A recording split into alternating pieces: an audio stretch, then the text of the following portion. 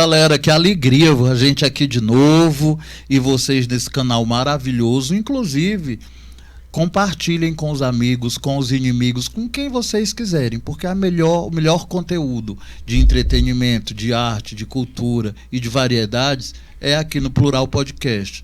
Então, assim, eu e o Nauan estamos com muita alegria. Alegria, Nauan?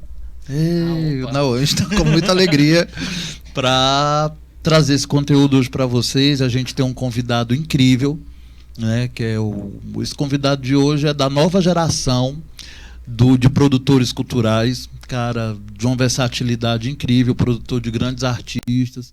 Hoje se divide entre Ceará e São Paulo e tem sempre trazido assim grandes espetáculos, entretenimento de primeira qualidade para vocês. Eu estou falando dele, do Milton Ebo, nosso querido convidado de hoje. Milton, muito obrigado por estar aqui com a gente, uma alegria te receber e com certeza vamos bater muito papo aí para falar de produção, de arte, de entretenimento, de um monte de coisa que a gente curte, não é isso? Com certeza, gente, eu que agradeço estar aqui na frente de vocês, né, que são profissionais que eu admiro muito, de verdade, já tive a honra de trabalhar com vocês dois e vamos lá, vamos embora. A recíproca é super verdadeira. E faltou falar que ele é Fortaleza, São Paulo e Paracuru. E Paracuru. Não pode deixar Paracuru de fora dessa... É porque eu tenho a impressão que isso é tão evidente para quem anda na internet, que assim como a Thaís Teixeira é dona do Cariri, o Milton é dono do Paracuru. Aí, assim, para mim é super... Eu tenho a impressão que todo mundo já sabe dessa informação. Mas sim, é uma pessoa que leva para Paracuru, que é a melhor no cenário artístico nacional. E a gente vai estar falando disso aqui para vocês entenderem melhor. Paracuru é importante frisar. Paracuru é meu lugar favorito no mundo. Então eu posso ir para qualquer lugar, mas eu vou acabar voltando para Paracuru em alguma hora. E esse já viajou. Quando ele disse que Paracuru é o lugar mais amado no mundo, prefeito ou prefeita, não é porque ele quer patrocínio, não. É porque ele gosta mesmo. Então, às vezes vamos conversar. Eu acho importante. Vamos conversar, prefeita. Eu tava brincando, Me receba prefeito. no seu gabinete, por favor. Isso é uma brincadeira, Mas, Milton, na realidade, em Paracuru, no seu início, você fez alguns movimentos também que já ensaiavam o que você se tornaria, o produtor que você se tornaria, né? Mexeu com moda, mexeu com um monte de coisa lá em Paracuru também, né? Sim, na verdade, o meu primeiro evento, e aí isso eu nem imaginava trabalhar com evento ou produzir no cenário da comédia hoje, que foi um evento de humor, inclusive com o Titela, que foi o primeiro artista que eu trabalhei. E assim, foi por conta de uma outra situação que eu não gosto muito de comentar. E aí eu tive que fazer esse evento e pensei nisso. E aí articulei com as pessoas que eu conhecia e a gente conseguiu levar o Titela pro Paracuru. Então foi o primeiro evento assim que eu fiz, sem saber nem como fazia, né? E aí depois disso eu comecei a gostar da coisa. E aí, logo depois, veio o convite para trabalhar com Titela, enfim. Mas no Paracuru, sim, eu trabalhei com desfiles de concursos de Miss e Mister lá. Como era trabalhar com Miss e Mister? Cara, um pouquinho difícil. Por quê? Nossa. Então, tenho que ter cuidado com minhas palavras agora.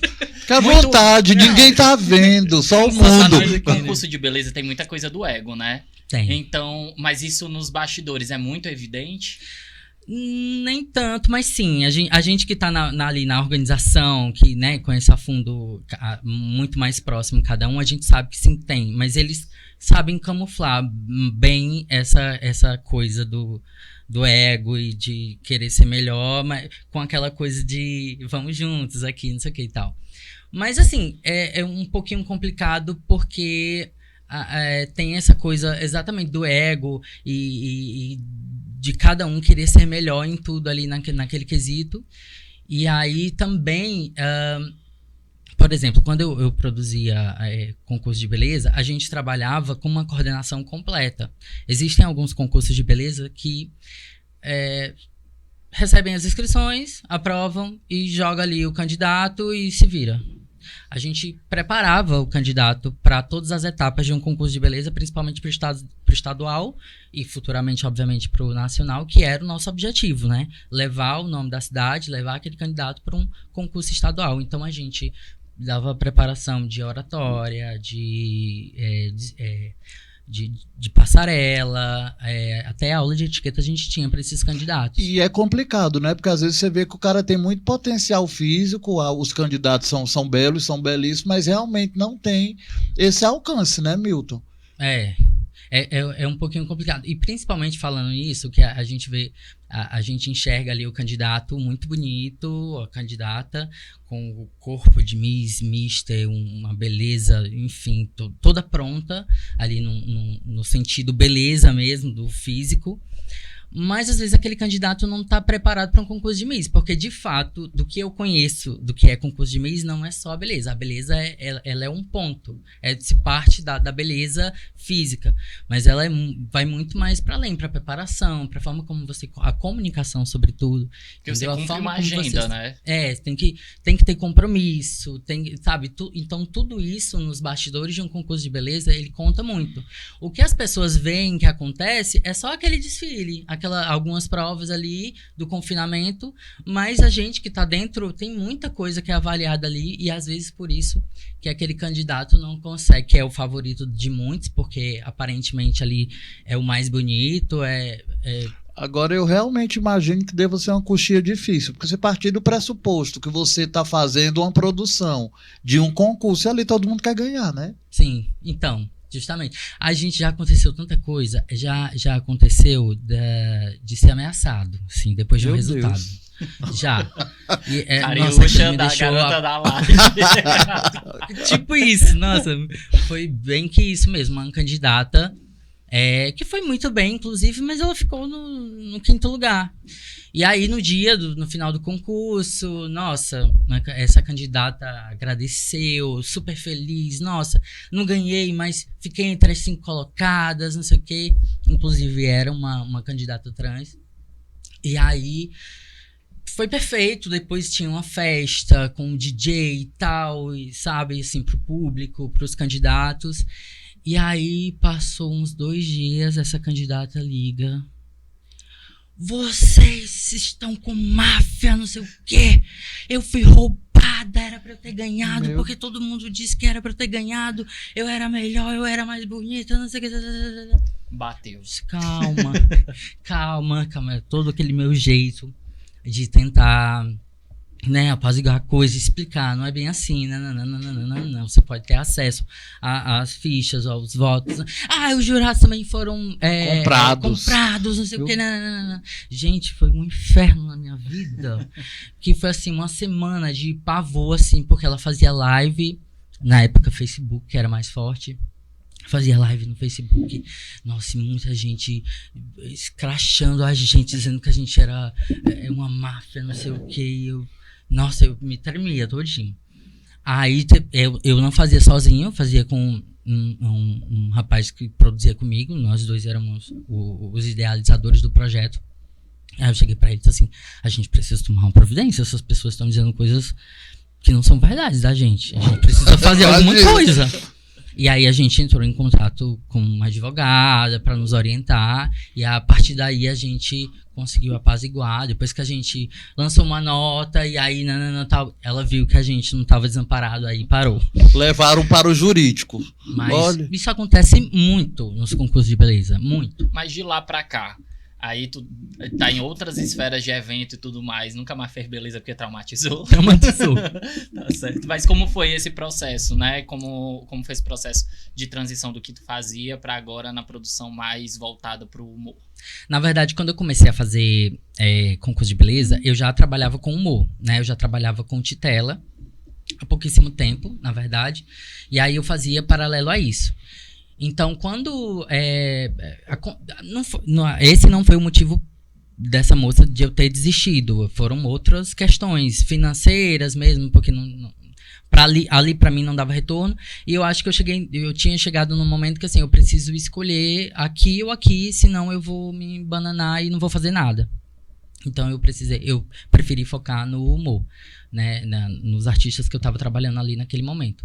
Então, foi meio que isso, assim. E aí eu já trabalhava, e aí fui... Mas eu também, com relação ao humor, foi tudo muito fazendo e aprendendo, assim. Eu tive muitas escolas no meu processo, no meu percurso. Uma delas é o Juninho, que aprendi muita coisa trabalhando com ele, né? O Titela foi uma escola para mim também, o Ciro Santos também, enfim, até hoje também, a gente tem muito essa troca. O Juninho, enfim, teve um amigo que aprendi muito com ele e foi a pessoa que me inseriu nesse universo, que foi o Glailton Bezerra.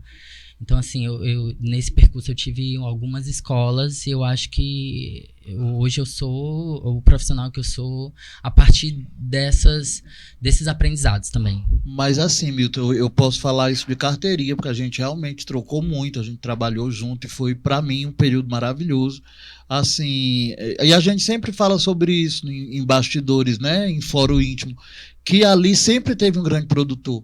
E a prova disso é claro, todas as fontes que você bebeu foram fundamentais, foram importantes e tal, mas assim, eu acho que quando você também, além do que você teve como fonte, você começou a dar o seu DNA, porque assim, eu imagino que para uma pessoa da sua geração, né, de uma geração jovem, trabalhar humoristas do Ceará, o Ceará já é referência no humor.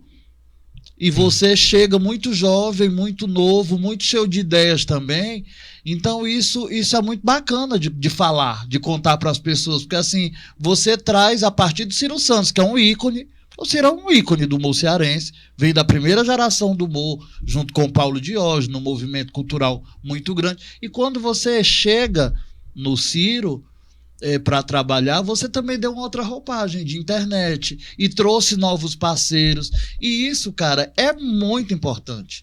Você trazer a realidade atual para quem já tem um hábito de fazer teatro tradicional, que é o que a gente chama de 4 paredes, e etc e tal, né? Então fala pra gente como foi também essa percepção tua de ver que a chave tinha que virar e como foi que você conseguiu que essa chave fosse virada, já mesmo trabalhando com ícones como o Titela, como o Ciro e tantos, Aurineide, tantos outros que você produz de uma forma direta ou indiretamente.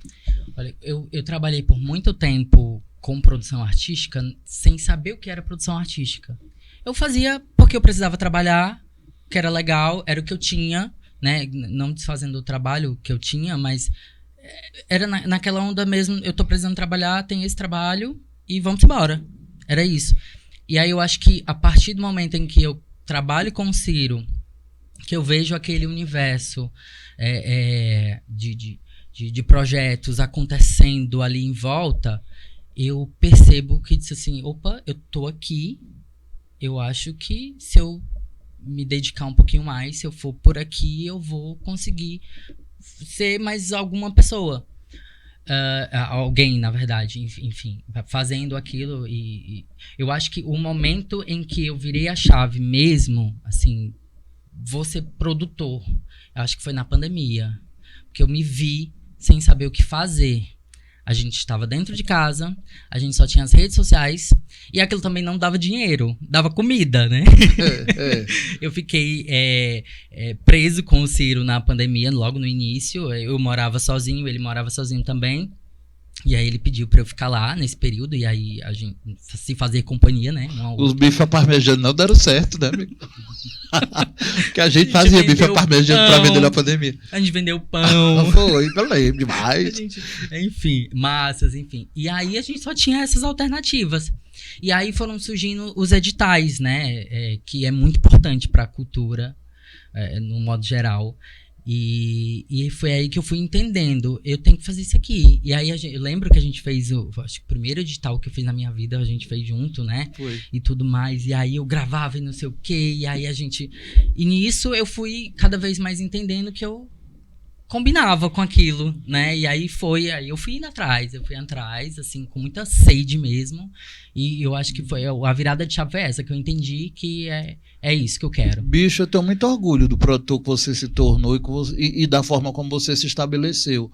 Porque assim, Milton, você nunca foi um cara que teve vergonha de aprender, de perguntar e de ver possibilidades.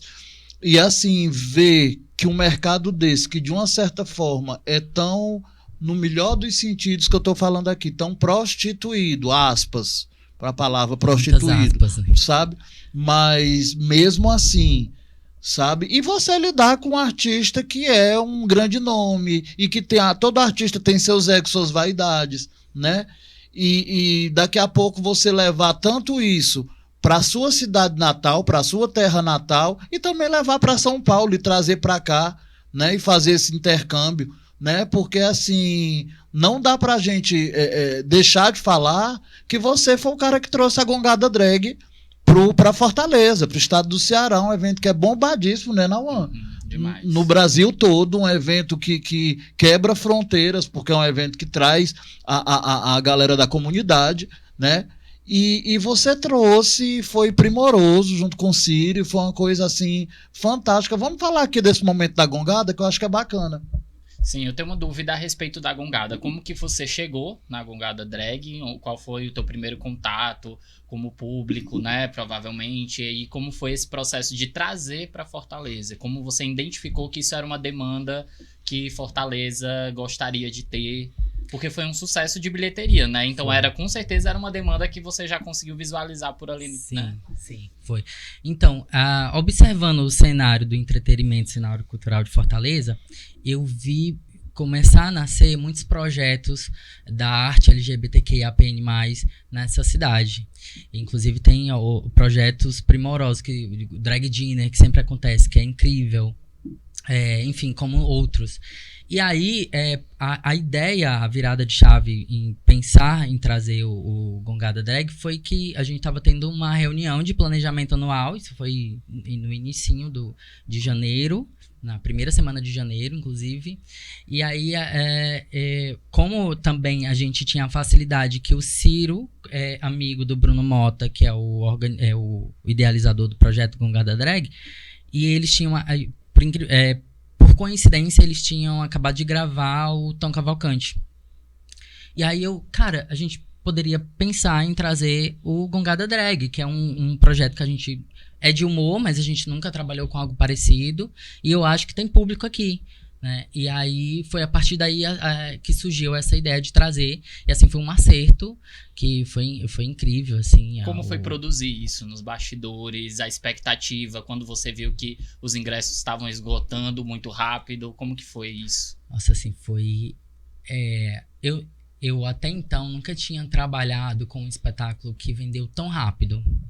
Assim, porque eu já trabalhei com vários produtos muito bons, projetos. Mas tem essa coisa, a gente que é da produção, a gente sabe, a primeira semana é mais lenta, dá um boomzinho ali, né, por conta, dependendo do espetáculo, mas aí vai lento. No final, na última semana é que dá o boom, e aí a gente consegue esgotar e tal. Esse não, ele foi diferente. Ele começou com um boom, a galera correu pra cima, e aí eu acho que com 2 dias a gente já tava no 3º lote. Sim. Caramba. Então, e aí foi. Mas assim, claro, a gente trabalha. O projeto em si, ele é muito bom. Ele tem uma visibilidade muito. Ele tem um público muito forte. E óbvio, a forma como a gente promoveu também ajudou, influenciou muito isso. Como é o teu processo de curadoria? Porque você chegou a trazer Gongada Drag para Fortaleza, mas também trouxe o primeiro espetáculo do Fernando Pedrosa também para Fortaleza. Como é que quais são as principais plataformas que tu acessa para entender se aquele espetáculo tem demanda aqui em Fortaleza, se aquele espetáculo é um espetáculo esperado? Porque hoje em dia tem muitos humoristas nas redes sociais com seus espetáculos. Qual é o ponto determinante que você enxerga num influenciador, num artista, num humorista para dizer assim, merece um palco aqui em Fortaleza, tem público, vamos trazer?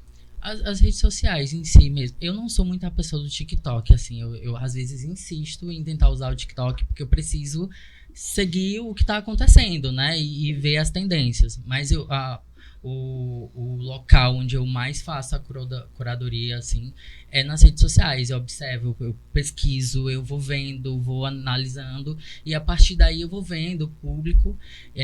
Com relação a saber se o artista tem público ou não em Fortaleza, vai da conversa de fulano conhece tal, não sei o que e tal, e aí faço uma pesquisazinha nas redes sociais, e aí quando a gente tem contato com o artista, a gente vê, como que é seu público de Fortaleza nas suas redes sociais, porque a gente sabe que hoje em dia um artista para ter uma bilheteria muito boa no teatro, ele, infelizmente ou felizmente, não sei, ele precisa estar muito bem nas redes sociais, né? Uhum. Agora eu acho que assim, felizmente, você, sua empresa, né, o Ebo CS Produções, né, que é sua e de seu sócio Ciro Santos, e eu tô falando isso porque às vezes o Milton fala a gente é ele e o sócio dele, que é o Ciro Santos, ator, humorista, né?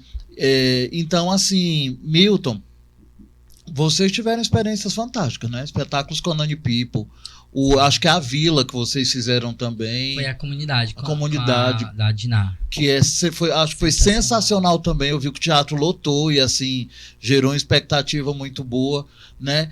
E, não menos importante, vocês fizeram a releitura do Caviar com Rapadura, que foi o último espetáculo que o querido Paulo Diógenes atuou, né? E foi uma releitura, realmente, porque foi um espetáculo de muito sucesso da minha geração. Era o espetáculo que mais lotava bilheteria em Fortaleza, era um fenômeno mesmo, assim. Eles chegavam a fazer nessa época, gente, que eu sou de época, uma linha telefônica era um investimento muito grande. E os meninos faziam 3 bilheterias por noite, 3 sessões na sexta, 3 sessões no sábado e 3 sessões no domingo, o Paulo Diógenes e o Ciro Santos, e a gente dizia o seguinte: rapaz, o dinheiro da bilheteria dá para comprar 2 linhas telefônicas, o que era muito dinheiro à época, né? E essa releitura eu acho que tenho certeza que foi um sucesso e que vai ficar para os anais da cultura cearense, porque encerra um ciclo, né, do Paulo Diógenes de vida nos espetáculos. E vocês dois, Nauã e Milton, meio que produziram, que tiveram o momento criativo do espetáculo, né? Fala pra gente, pra galera de casa, como foi esse momento da montagem do Caviar com Rapadura. O Caviar com Rapadura, 30 anos depois, né, que é a releitura, ele é o projeto que eu mais me orgulho de ter trabalhado até hoje, assim. Pelo peso emocional mesmo, eu fico até emocionado, pelo peso emocional que ele carrega.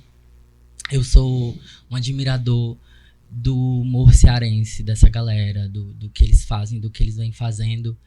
E quando eu me vejo nesse lugar de produzir, desde a idealização do projeto, a pós-produção, eu fico...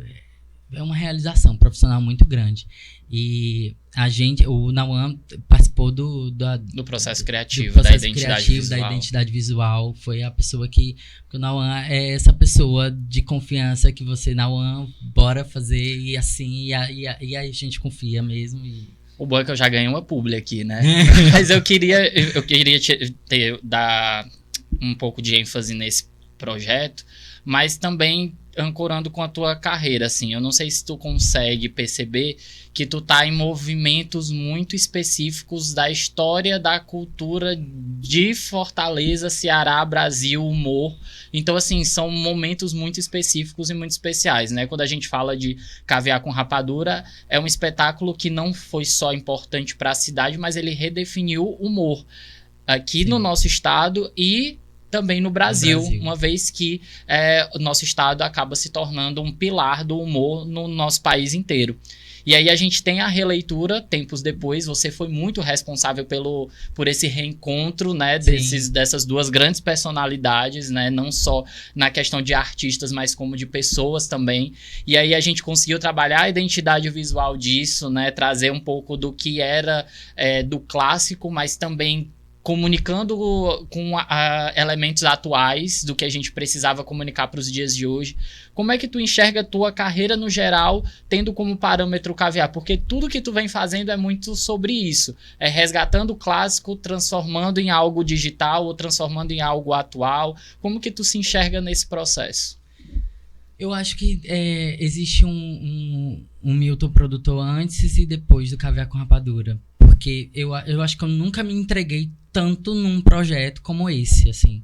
E, claro, depois disso me entreguei muito em vários, mas essa de uma forma, assim, que eu não sei explicar. Era como... Naquele momento era a única coisa que existia pra mim ali. Então eu trabalhava meio que 24 horas. E a gente trabalhava mesmo muito. Então, assim, eu acho que, além do aprendizado, eu acho que foi um momento que eu me enxerguei produtor de fato, real. Assim, cara, eu participei da idealização. Eu disse assim, vamos fazer... Na época, eles dois não se falavam. O Ciro e o Paulo passaram um tempão sem se falar. E aí eu já vinha há muito tempo querendo juntar os dois, né? Porque eu sabia o quanto era importante para a cultura cearense ver de volta aqueles dois em cima do palco contracenando juntos. E depois que eles desceram do palco, qual foi a reação deles? Como que eles estavam, o estado emocional? Porque eu vi que no palco eles se emocionaram muito. Eu tava no espetáculo e foi emocionante para todo mundo.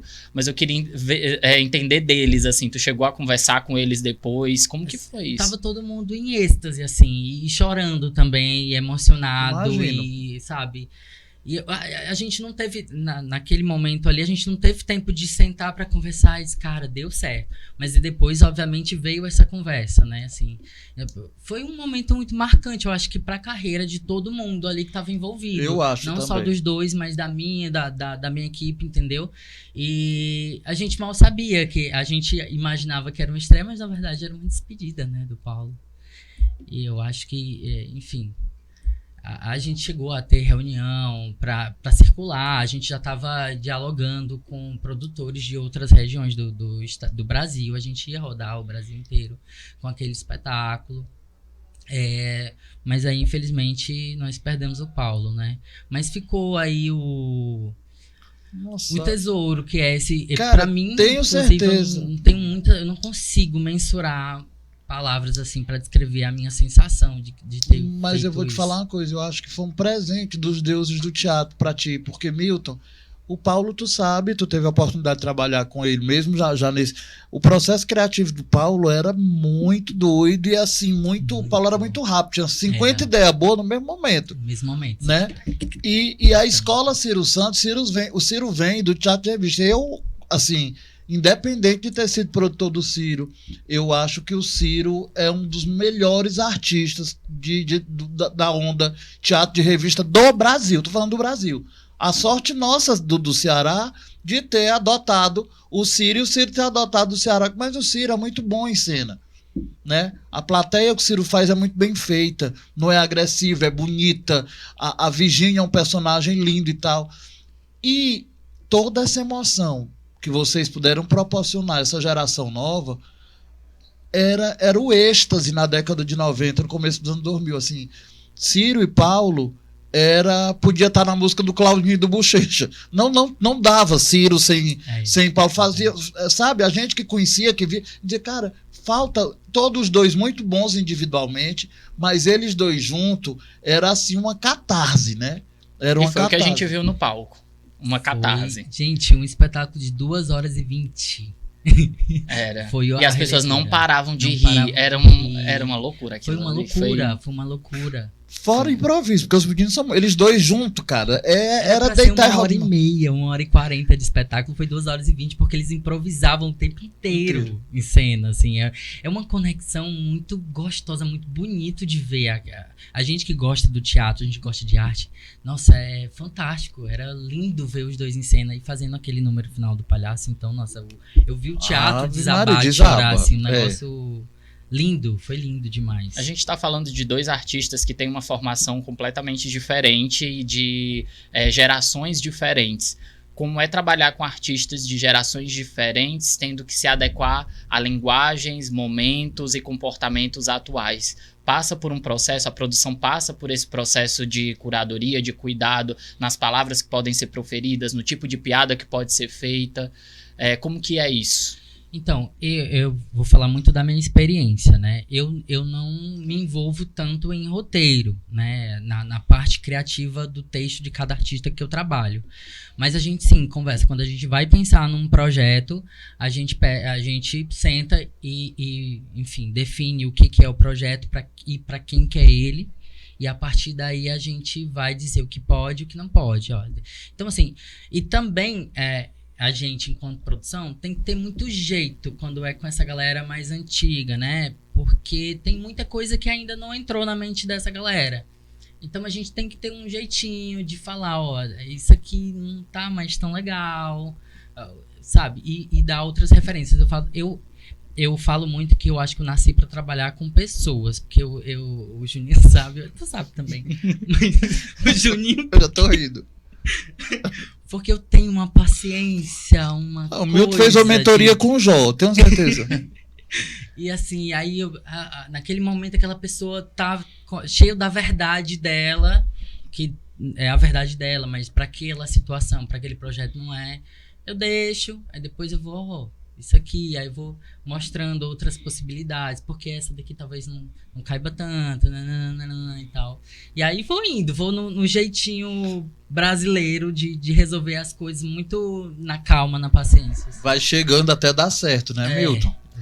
É engraçado que a gente falou de coisas aqui de maneira aleatória, sem muita cronologia, mas a gente vê que tu fez Caviar com Rapadura, e aí a gente tem aí 2 ícones do humor, numa formatação de humor que é clássica, e aí tu traz Gongada Drag tempos depois, e o Gongada Drag tem o Ciro. Então como é fazer esses encontros de geração em cima do palco? Porque deve ter alguns conflitos no tocante a formato, a entender, tipo, gongada pra eles era outro termo, era outra maneira, né, de fazer antigamente. Sim. Como é pra ti fazer esses encontros de geração? Não, Ciro e Aurineide Camurupim, que também era muito novinha não, né, minha filha?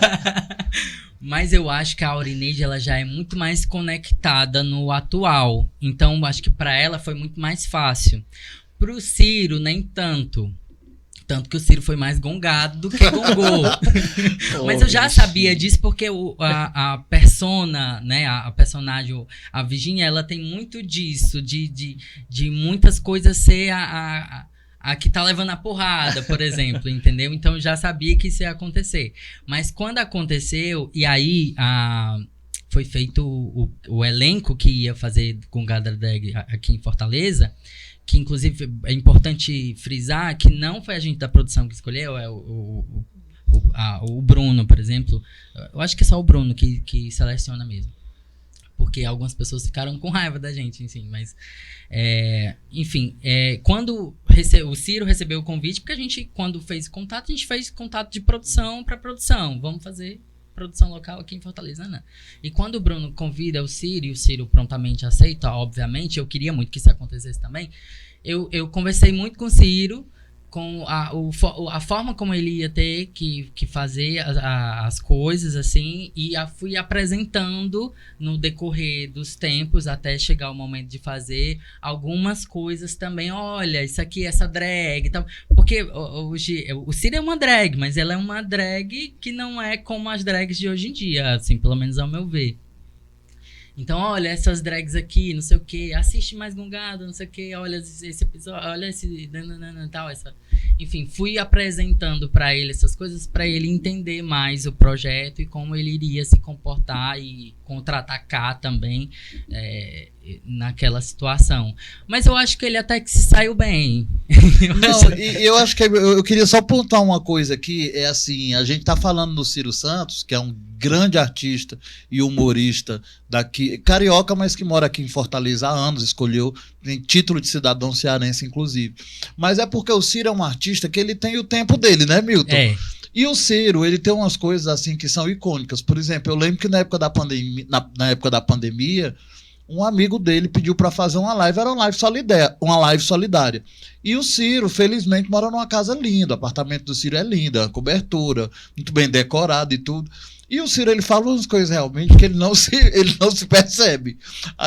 Começa a live, ele diz assim: estou aqui na minha humilde residência. Você lembra disso, Milton?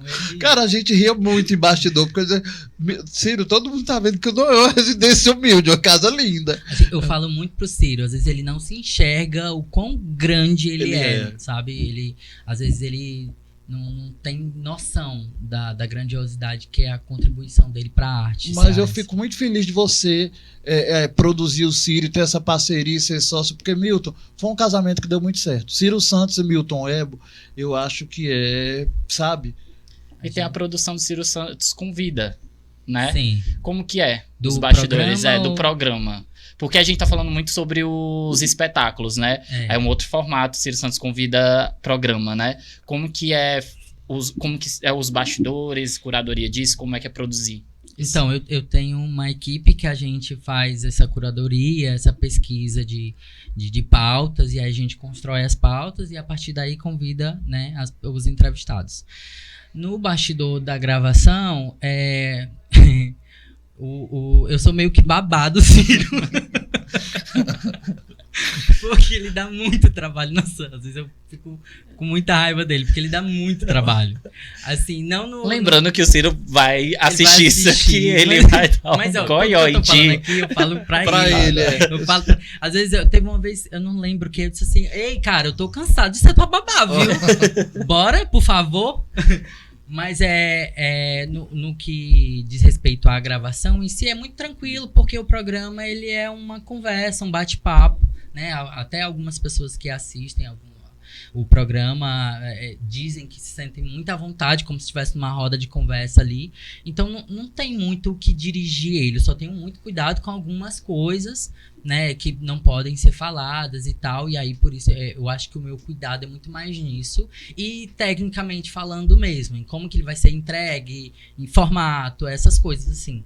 Eu sou diretor do programa, mas eu acho que eu não produzo tanto, assim, não preciso exercer tanto essa função, porque o Ciro, ele flui. Perdão, ele flui, e vai a conversa, e aí vai-se embora. Então, às vezes eu deixo ele muito à vontade também, porque eu acho que se a gente também pegar muito no pé do artista ali, eu acho que a gente tira a essência dele. Eu acho também, completamente. Milton, e projetos futuros? Vocês têm um planejamento bacana para esse ano já? A gente já está se planejando para o ano que vem, 2016. 2026. A gente tem alguns papéis... A gente tem alguns projetos que a gente quer tirar realmente do papel, né? Mas projetos maiores do que a gente tem feito, mas a gente segue com os projetos que a gente tem, que são, né, fixos e tudo mais. Mas a gente quer, inclusive estamos dialogando aí com algumas produções para trazer alguns espetáculos nesse ano também, mais do que a gente trouxe esse ano. E tu tem feito assim um trabalho muito bacana em São Paulo também, inclusive com outro comediante, com outro grande humorista daqui, que é o Jaderson, que faz a Titela, né? E assim, você tem trazido algumas coisas de lá, observado, né? Vai rolar esse intercâmbio, Milton? Vai ficar a coisa São Paulo-Fortaleza, levar ou trazer? Você vê essas possibilidades? Vai rolar sim. A gente está articulando para isso, né? Levar algumas produções daqui para lá e trazer de lá para cá também. E tem sido bem legal essa experiência que eu tenho vivido em São Paulo, sabe? É um outro mundo, total, né? E com o Titela também, principalmente. Ele já é um artista conhecido lá no Sudeste. Então a gente tá trabalhando um pouquinho o nome dele, que, claro, natural em qualquer carreira. E também eu trabalho a carreira do filho dele, que é o Gui, que fez o filme Bem-vinda que Cheira Mobi, né? Maravilhoso. Então a gente tá tentando aí também elevar a carreira. Milton já pensando no futuro, viu que é um produtor descolado, já pensa na terceira geração. O emprego não faltará para Milton. Planejamentos fora do humor. Tem? Então, no papel, mas eu acho que não sei, eu acho que tá muito na minha veia já, que tudo que eu vou pensar eu quero fazer com humor. Talvez pela facilidade, né, que eu já tenho, graças a Deus, uma relação muito bacana com os artistas do humor, com os seus produtores, enfim. E eu acho que por isso, acho que pela facilidade talvez, mas eu tenho vontade, sim, de ir para uma outra vertente, mas inclusive tem um projeto que eu tô querendo tirar do papel, e a gente vai tirar, se Deus quiser, que aí talvez a partir dele vá despontar outras coisas, outras possibilidades. E projetos educacionais para outros produtores que estão começando? Meu sonho. Eu tenho uma oficina, né, que eu lancei agora recentemente, tô querendo entrar aí nesse universo. Sim, mas divulgue a oficina. Minha oficina. Ele tá aqui, tem uma oficina, ponto. Aí deixou eu lá. não achei que era pra divulgar, né, gente? Fala Pode teu ficar à arroba, vontade. onde a gente acha informações dessa oficina, o que é que ela faz, o que que é. Então, é uma oficina de gestão de carreira artística. E o que eu abordo nessa oficina é mais a parte muito mais técnica da coisa do que a criação em si. Né? Porque quando a gente fala de carreira artística, de cultura, de arte, a gente pensa muito na criação, no criativo. E não é só isso, né? Não é só isso. Tem captação, tem circulação, tem marketing, tem muito isso. Então, por exemplo, essa minha oficina é mais voltada para um público de produtores emergentes. Né? A galera que está querendo se inserir nesse mercado ou que está há pouco tempo nesse mercado. Então, por exemplo, nessa oficina eu ensino a precificar o seu cachê, o seu trabalho, né? Porque às vezes a gente não sabe. Isso acontece muito. Então eu ensino a precificar. Existe um cálculozinho e tal, bonitinho, que a gente consegue chegar num valor aí. Enfim, e dentre outras coisas relativo a isso mesmo. Onde a gente acha mais informações? Então, na minha rede social, no meu Instagram, Milton Webo, W-E-B-O. E aí entra em contato lá comigo, tem um link da bio que pode entrar no WhatsApp também, da empresa, e enfim, tirar dúvidas e contratar os meus artistas, por favor. Eu quero agradecer muito, Milton. Alegria estar com você aqui. Você é um cara que eu vou morrer falando Já isso. acabou?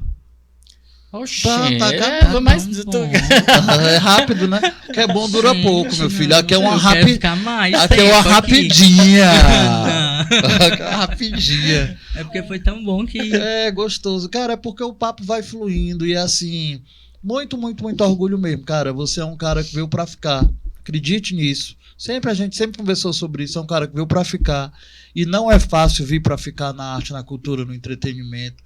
E assim, você já tem dons naturais que te favorecem, que é essa própria paciência, o tempo de espera.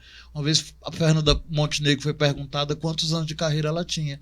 E ela disse que tinha 50, mas 25 foi só de espera. E a gente sabe o que é essa espera. Sim. Né? As pessoas, aquilo que você falou, quando vem a realização, elas não imaginam o que a gente passa. As pessoas não imaginam o que é um bastidor de um podcast, por exemplo. Acha Sim. que a gente chega, senta, conversa, mas existe. Você imagina, né? as coisas aqui Acontece antes, tanta vou logo coisa. dizendo. Acontece coleguinha que atrasa nos horários. Oh, rapaz. Né? Eu posso falar, eu tô no meu horário, agora eu posso Não para falar. daí, Ona. Né? Então, assim, tem muita coisa que acontece e que as pessoas não supõem, né?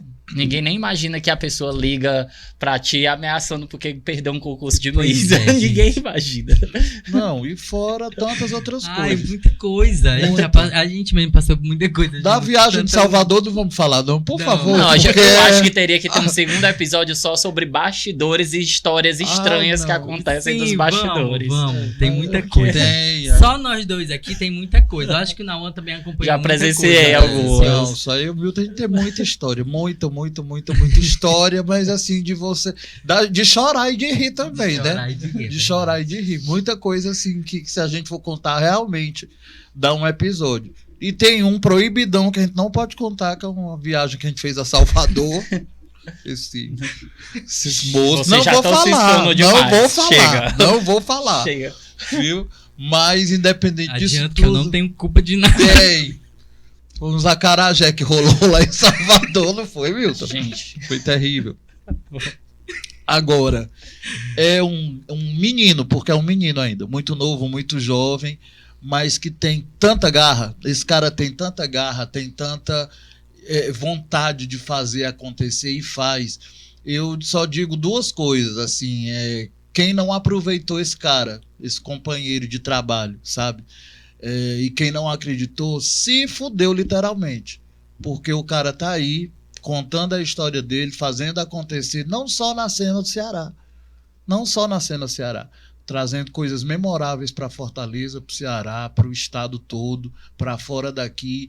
E assim, amigo, vida longa, essa carreira, a gente sabe como é.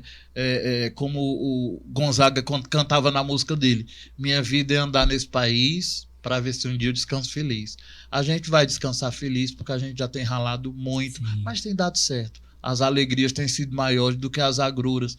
E, meu amigo, orgulho é o que me define. Estar aqui com você é muito mais do que um prazer, é uma emoção mesmo, sabe? Porque você é foda. É você também. Gente, sempre tem episódios de chorando. Tem um monte de episódios já chorando.